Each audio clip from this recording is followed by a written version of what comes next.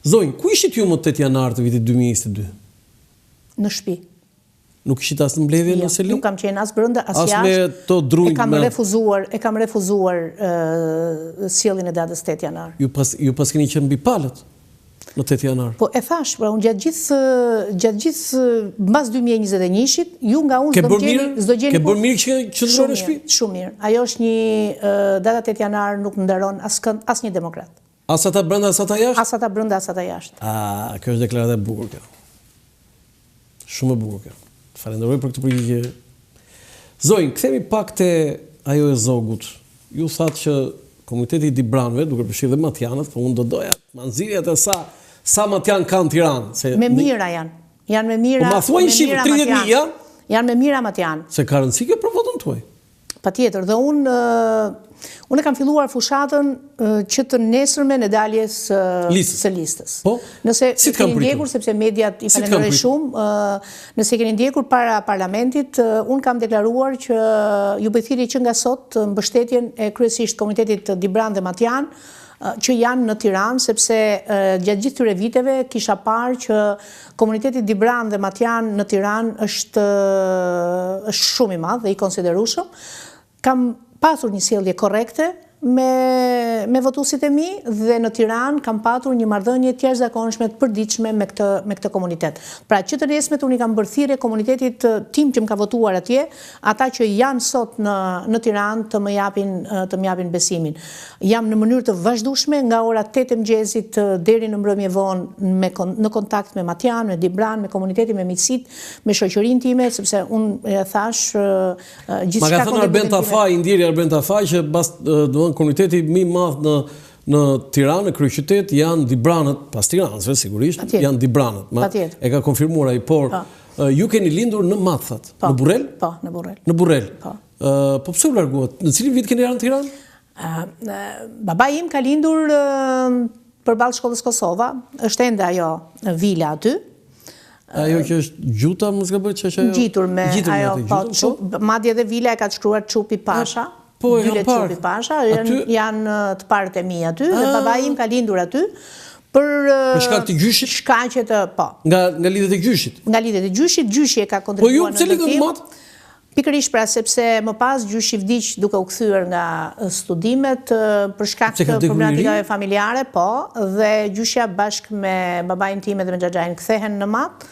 Dhe më pas rreth viteve 80 jemi kthyer. Babai im ka punuar drejtor shkolle në Mat, në Burrel. Në Burrel, në shkolla të ndryshme. Mban mend që nga fëmijëria jote në Burrel, 5 vjeç, mban mend? Krenarinë e familjes, se qenë. Jo, mban mend një detaj kështu, se shumë e vogël. Mbaj mend që në shtëpinë time ishte në mënyrë të vazhdueshme e mbushur me miqe dhe me. Janë akoma në shtëpi? Po, vazhdon tjetër. Shkon atje? Po, kam vajtur, se në fushat patjetër që kam vajtur në shtëpi. Tani, ku janë matjanë tu në Tiranë që unë kërkon votën ti? Ku ndodhen? Janë, kryesisht janë në Kamës, por edhe në Tiranë është e paimagjinueshme komuniteti, suksesi i matjanëve në Kamës edhe në kryesisht. Pra në Kamës edhe në Tiranë, djemë të rinje të reja, themi trashëgimtarët e familjeve tona dhe lidhjeve tona tradicionale janë të suksesshëm, janë mjek, janë mësues, janë pedagog. Ahmet Zogu që pati atë karrierë suksesshme, kishte edhe një avantazh tjetër që maman e kishte tiranëse. Dhe jo tiranëse do kudo, po toptan. Dhe Tirana kryeqytet nuk ka vendim Kongresit Lushnjë zonjë. E bëri Ahmet Zogu, se nuk i njihet kjo Ahmet Zogut. Patjetër. Tiranën kryeqytet e bëri Ahmet Zogu tha. Mos harrojmë që Ahmet Zogu vinte nga një shkollim në Turqi. Pra nuk është se vinte nga hiçi, kishte një formim kishte. Nëse ajo është pak e diskutueshme sepse ai shkoi në Vjenë, nuk është se ka një diplomë të lartë. Ai ka shkollë ushtarake, okay, po jo të një. Ka shkollë ushtarake dhe ishte një nga strategët. Ai kishte cilësi tjera, po jo të mbetemi te kjo. Ishte një strateg. Zonjë, ju jeni matjanë vetë dhe bashkëshortin e keni matjan? Jo, bashkëshortin e kam Shkodran. Shkodran? Po. Qytetar Shkodran me. Shumë të zgjuar ju matjanët, që Ahmet Zogu martua, ose nëna Iati Ahmet Zogu martua me tiranëse, pastaj vetë me hungareze. Në fakt me krenari e them që bashkëshorti im është një nga këshilltarët më të mirë. Çfarë thot bashkëshorti? Nuk ka thënë ndonjëherë dhurata na plasë shpirti me këtë politikën tënde. I ka mansur në të çmende. Nuk thanë ndonjëherë kështu. Një nga mbështetësit. Si quhet bashkëshorti? Agron Tyli. Agron të përshëndesim më se nuk ka burrë që nuk i thot gruas në politikë që na çmendet të marrë e marr me mend. Pavarësisht se dhurata nuk thot gjë këtu, po lere tani. Nuk po i themi gjitha. Jo, Agronit po ja them këtë se thot Agroni ket drejtë djalë ti. Që disa herë kam thënë po çfarë do thot dhurata këtu. Faleminderit. Dhe çfarë thot Më mbështet, unë e vlerësoj Bashortin si një nga intelektualët më të rrallë të Shqipërisë, është i lexuar, vjen nga një familje intelektuale. Babai i Bashortit tim ka mbaruar në Bologna para 45-s, pra është një familje qytetare me taban edhe Bashorti im është një nga intelektualët që unë e vlerësoj shumë. Po vajza? Vajza është 22 vjeçe, studion për drejtësi. Këtu? Këtu, është aktive në shoqërinë civile, është ndihmon shumë këto ditë në fushat, vajza apo burri? Me këshilla dhe me ide Bashorti, vajzën e kam gjithmonë në krah. Do të këto rrite sociale, e ke të shoqëron vajza? Po, më shoqëron, më jep këshilla, e thash që me këto rrite sociale të ndihmon vajza. Unë po zhvilloj një fushat ku këshilltarët dhe bashkëpunëtorët më të mirë të mit janë Bashorti dhe vajza. Domethënë duke thënë që familja është arma jote më e fortë. Patjetër. Unë vi nga familje tradicionale, jam në një familje, martuar në një familje tradicionale, mundohem të trashëgoj vlerat më të mira të familjes edhe të një lloj dinjiteti qoftë të gruas në familje, të nënës edhe të një zonjë politik. Me fatin këtë drejtim, po të vështirë e ke zonjë, nuk e ke dhe aq lehtë, kanë gjithë sa emra unë këtu. Shumë e vështirë. Brenda Partisë Demokratike një panel me Partinë Socialiste, që janë deputet, janë pesha të rënda, ty ndoshta s'pëlqen kjo fjalë, po Kreshik Çollaku, Jorita Tabaku, Edith Harxhi, Myslim Urrizi, Ilda Zhurali, Ilir Meta, Shpëtimi Drizi, janë disa nga emrat në listën e hapur të Partisë Demokratike në Tiranë. Si do fitosh ti me këta? Patjetër që do fitoj. Po si do fitosh? Duke fituar dhe këta. Unë kam respekt maksimal për secilin. Jo, gjithu fitoni ju tani. Për secilin patjetër do fitojmë, sepse Partia Demokratike në Tiranë do të konsiderohet dhe do marrë votat e tiransve në mënyrë masive. Unë ndjej nga takimet që kam çdo ditë në çdo zonë, në çdo rrugë. Atëherë ti pas ke shkuar vetëm te PD-ja zonë. Tiranës, emrat që përmendët ju kanë respektin tim maksimal. E rëndësishme është fitoj Partia Demokratike. Zonë, lërë respektin. Ti si do fitosh, se s'do fitoni të gjithë.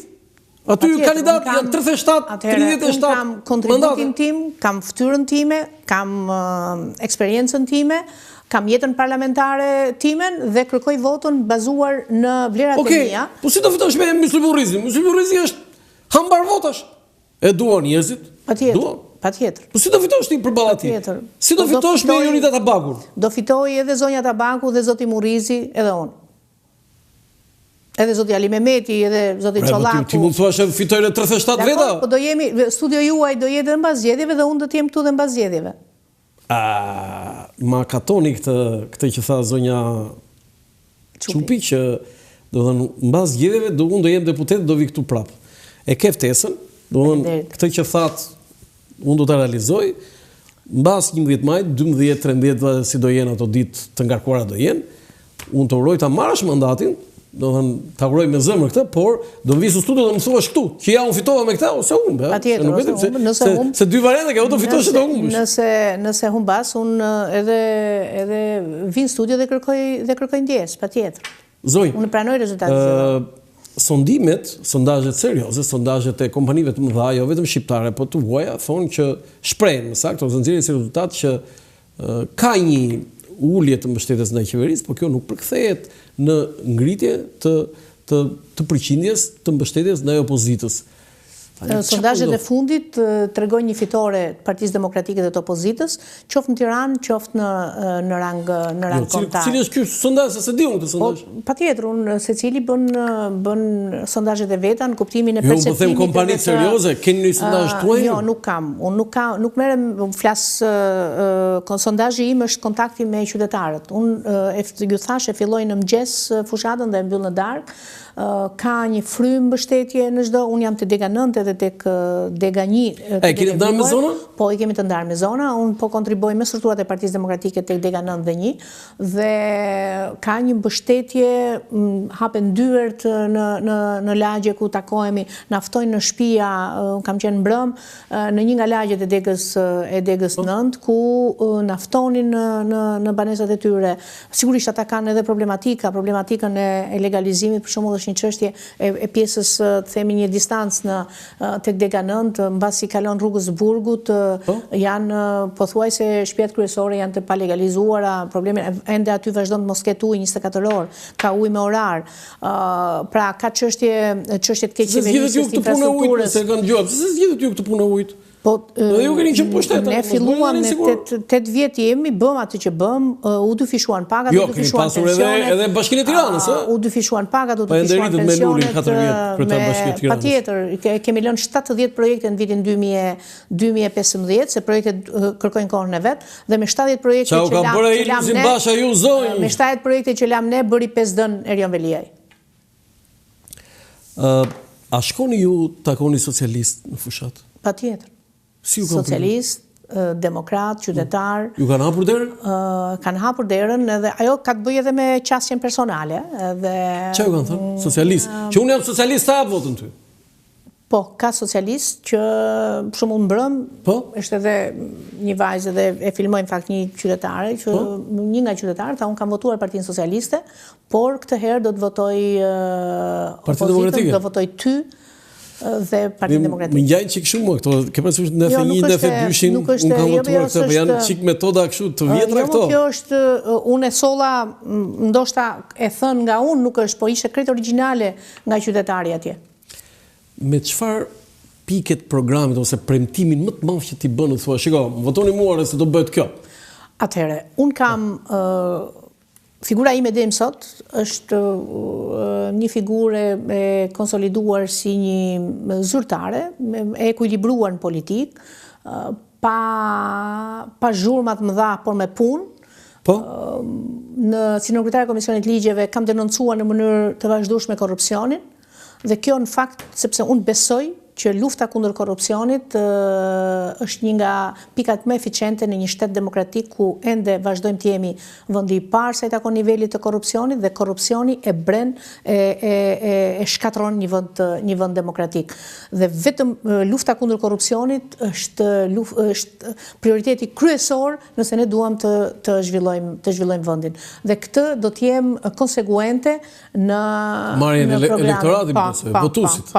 Votus. Tani zonja ka edhe intervistore, nuk ka vetëm takime me votuesit. Vazhdojnë më bie. Se këmbgul ka personi, këmbgul. Është e vërtetë, është një zonjë që më ka telefonuar mbrëm edhe kemi lënë sot për t'u takuar, më tha, dhe për të më dhënë mbështetjen. Gzime ka emrin. Do që t'ja hapësh telefonin? Jo. Do?